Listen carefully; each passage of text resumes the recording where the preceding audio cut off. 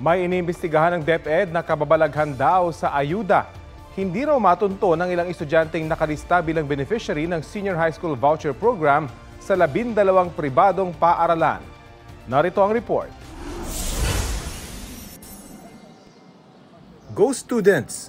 Kwentong kababalaghan ito sa ilang paaralan, pero may iniimbestigahan ganyan ang Department of Education. Sila mga hindi raw nila matunton na senior high school students sa 12 private school na kasama sa Senior High School Voucher Program ng DepEd. Ang programa ay tulong pinansyal ng gobyerno para makapag-aral ng senior high school sa paaralang di sakop ng DepEd tulad ng private schools. Binibigyan ng mga incoming grade 11 student ng voucher na katumbas ng 14,000 pesos to 22,500 pesos. Automatic na makatatanggap nito ang mga nakatapos ng grade 10 sa mga public school. Kailangan namang mag-apply kung graduate sa private school at hindi grantee ng Education Service Contracting Program ng DepEd. Hindi pinangalanan ng DepEd ang mga private school. Sabi ni Education Secretary Sani Angara sa isang pahayag, siniseryoso ng DepEd ang aligasyon. Hindi raw kukonsintihin ang maling paggamit ng pondo para sa edukasyon.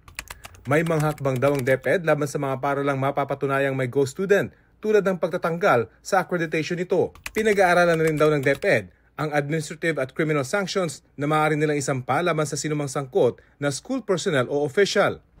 Panawagan ng DepEd sa publiko, isumbong sa kanila kung may matisod na irregularidad sa pagpapatupad ng kanilang mga programa. Pagtitiyak ng DepEd, tutulungan nito ang mga estudyanteng tunay na nangangailangan ng ayuda.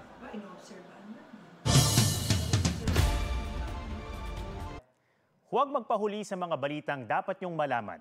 Mag-subscribe na sa GMA Integrated News sa YouTube.